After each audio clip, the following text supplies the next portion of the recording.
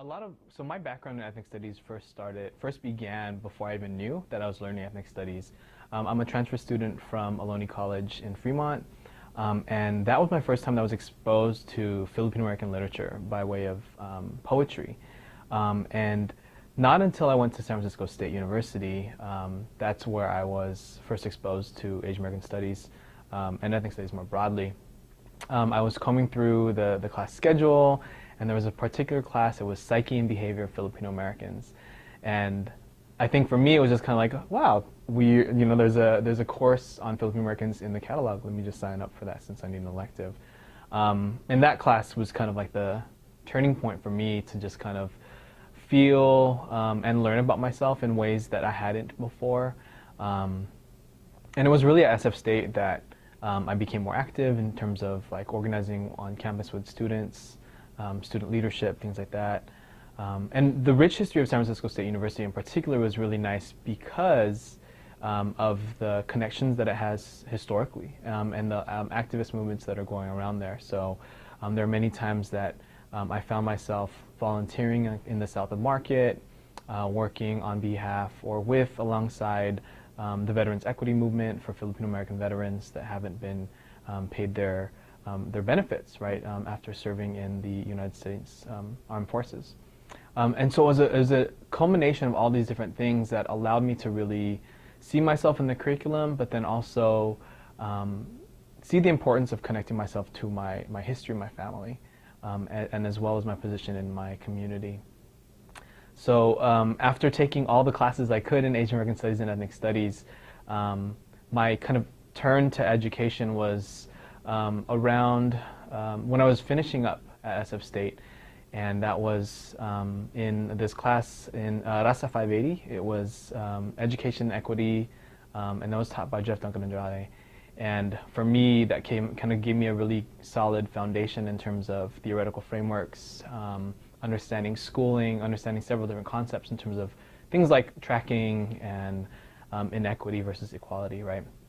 And so it was in that class that I kind of was wondering too, like, well, how has my educational trajectory been shaped, and what about ethnic studies was it that I was more drawn to learning? And so while I was at SF State pursuing my master's, I was a part of Pinoy Educational Partnerships, otherwise known as PEP.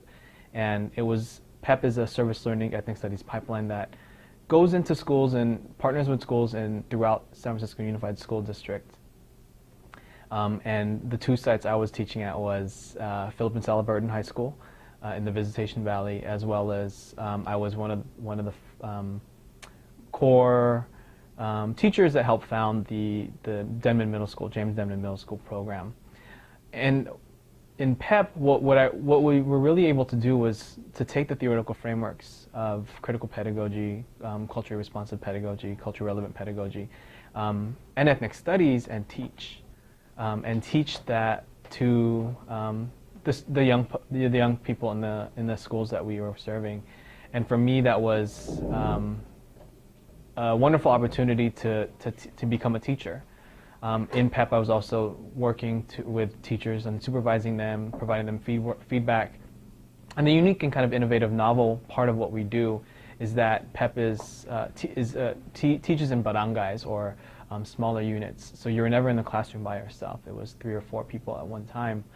And one of the important lessons that I got from that, and I think that ethnic studies reminds us, is the kind of collective communal aspect of doing this in solidarity with or in communion with other people, and in service of the folks that you're working with, right?